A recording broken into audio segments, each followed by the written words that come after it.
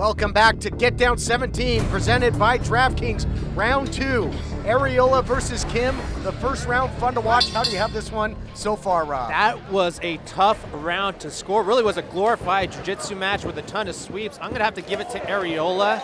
Threw up a couple submissions and it looked like he finished the round a little bit stronger there to begin. From throwing submissions to throwing hands, he was throwing some punches and bunches early. Takedown attempt here by Kim. Hard press going to try and pull those legs in, bring those hips and take them to the ground. Areola holding on for dear life. He's been going for that side headlock all night. My wrestling background would say I'd like to see a little suplex action here. And Areola's got to be a little bit careful here. He has the head, but he can easily give up the back, and we might see Kim here try to pop up and take the back. If he could just continue to punch his right arm up, he'll have back position. But here comes the inexperience factor we talked about earlier on in the fight.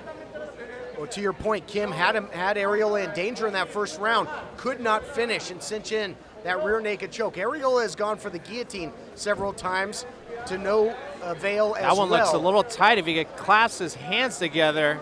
The only issue there, Todd, he continually goes for the guillotine, but now he's on the bottom. If Kim gets his head out, he might be able to rain down some ground and pound. Had that figure 4 body lock, though, and it's straightening the legs to apply more pressure. But you're right, it looks like Kim's got that head tucked and able to avoid it. And how much does that take out of Areola? And you see it all the time in fights. Fighters going for that guillotine choke really just saps all the energy out of you. It really depends how much Areola put into that.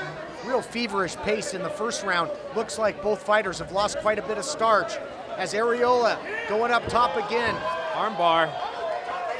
He's got the arm, Todd. Just got to find a way to extend his hips, but looks like Kim might walk himself into a triangle.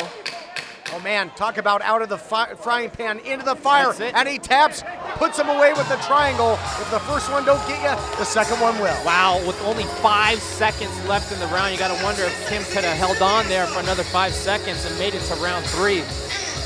I think Kim was pretty gassed in his debut. I mean, he was laying it all out there, and he knew he was trapped, he knew he was in trouble, and maybe his first time in the cage, maybe he wasn't aware of what time was left as we take a look back at the action in our instant replay. As we see here, Areola throwing his legs up, was consistently comfortable off his back, going for that guillotine position, landing on his back, and now we see why those long legs, we see here him extending the arm, almost finishing with the arm bar. Kim did a good job by stepping around, but right here we see the triangle being cinched in, and pulling down on the head is what really made the difference and got the tap for Areola. Stuck in the proverbial quicksand, the more you struggle, the deeper you get. That was the case here. Areola picks up another victory. When we return, we'll recap this first fight one more time for you, and we will make it official as Get Down 17, presented by DraftKings, rages on.